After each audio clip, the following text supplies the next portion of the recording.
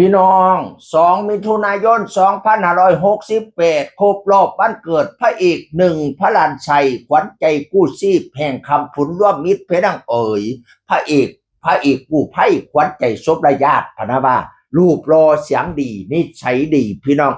แล้วก็มาโพดอันเพจเล่าแฮปปี้เบิร์ธเดย์หนึ่งพระลานชัยขอบคุณทุกกำลังใจที่ส่งมาให้บ่ว่าสิเป็นทางเฟซทางขอความพนาวานั่นน่ะเอฟซีแล้วหลายเตะโคบตัวเพราะว่าเราเป็นคนหูผู้ดีได้เงินบางส่วนก็ไปซื้อยูกซื้อยาเชียงปฐมพยาบาล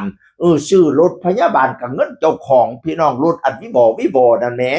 แล้วเป็นกู้ภัยพร้อมมาแต่ปิดฤดูกาลเน่เงินคันบ้างเน่กับไปหาแดนกู้ชีพกู้ภัยกันยังว่าพี่กู้ภัยขวัญใจศพและญาติโอ้ยให้คำให้คุณเพิ่มพูนไพศาลเลยพอคอยขึ้นเวทีแต่งองค์ทรงเคียงรูปรอดีเป็นพระเอกไงพระเอกน้อยนั้นไม่จิรพัฒน์ไปร้องเพลงคู่กันผู้สาวฮักไอบอมือปิดฤดูกาลก็โอ้ยเอฟซี่แต่โคบพวกมาไล่ซ้ำฝาเฮียนนี่ตัววันเกิดก็ให้จะเลิ่นหงย่างเด้อบาลากำแพงอีพอคอยให้เจ้าคำคุ้นเพิ่มพูนไพศาลบริวารพำพอมคนน้อมนับถือเงินคำอย่าได้ขาดมือขาดถุงขาดไทยให้เดี๋ยวอยู่บ้านหลังไงปราศาสเงินปราศาสคำคอยขาแห่น้ำเป็นหมื่นเป็นแสนใส่ข้อใช้แขนสุดศอกผู้ขาดสิบอกให้เจ้ามีอายุวันนั่งสุขขังพลังเด้อสุขสันต์วันเกิดคำแพงอีพอคอยบัดนี้กายร่างกายทั้งร่างกายในกายแข็งแรงพร้อมไปเบิงผู้อื่นไปช่วยเหลือผู้อื่นไปปฐมพยาบาลผู้อื่นส่วนบุญส่วนกุศลไก่กลับมาหาเจ้าของให้มีสุขภาพแข็งแรงให้เจ้าแจ้งปันดาวให้เจ้าขาวปันไฟความเจ็บยะสุได้ความไข่ยะสุมีให้เจ้าแข็งปันผ้าให้เจ้ากล้าปันตะวันถึกเดชกะยะไม่เป็นไข่กะยะหมองสุดไปพ้นให้เจ้าพ้นมาไม่สุดไปไม่ให้เจ้าแตกยอดมาไปกะยะฆ่ามากกะยะของยะได้มนคือตองยะได้มองคือเท่ายะได้เก้าเสียสีให้วันนั่งดีสีใสสองพละกำลังปองไพ่ตองยะได้มีสุขาสุขีล้นกำลังคนล้นเลือนอายุยืนหอดลอยจนสิ้นศาสนามันยืนอีพอคอยเอฟซีคำแรกเรื่อยๆให้มีคนหักคนหอมขึ้นไปเรื่อยๆไปแสดงทั้งเวทีกับคนมักคนส้มนิยมส้มชอบเด้อเห็นสติปัญญาคำใครให้ไหลให้เรียนคำเบาคำจ่าสติปัญญาก็ให้ไหลให้เรียนอย่าได้ของอย่าได้ค่าย่ำขึ้นแสดงทั้งวิธีก็ได้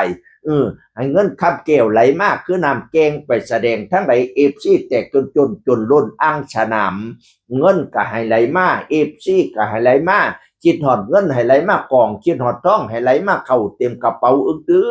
ตึงเงินแสนให้ตกอยู่กลางบ้านเงินล้านให้ตกอยู่กลางเฮียนนอนหลับให้ได้เงินหมื่นนอนตื่นให้ได้เงินแสนย่างแกงแขนให้ได้เงินล้านออกจากบ้านให้ลุ่มคุ้มเงินคุ้มคำกินอย่าให้บกจกอย่าให้ลงอย่าได้บกเป็นหาดอย่าได้ขาดเป็นบังลำรวยงัวควายเต็มล้นตารางเฮียนเด้ออีพอคอยพระเอกไงหนึ่งพระลั่นไส้ขวัญใจกู้ชีพพระเอกกู้ภัยขวัญใจศพและญาติมาสั่นกุลังคนบาพี่น้องสา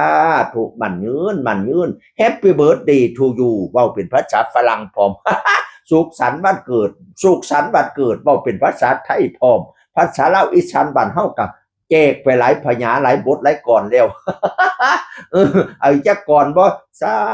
ธุเทพพระทอนไทยในพื้นแผ่นปัตตภี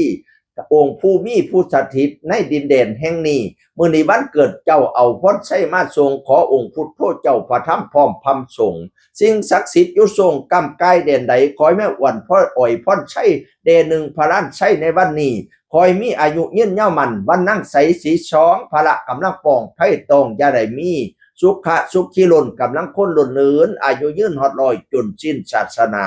ขอให้อุดมไปด้วยจตุพิษพรชัยทั้ง4ประการคืออายุวันนั่งสุขขังพลังเอวังด้วยประการละเส้นนี้แฮปปี้เบิร์ธเดย์ทูหนึ่งพระลานชัยจากเสียงอื่นคนเก่าเว้าสู่ฟังสวัสดีครับ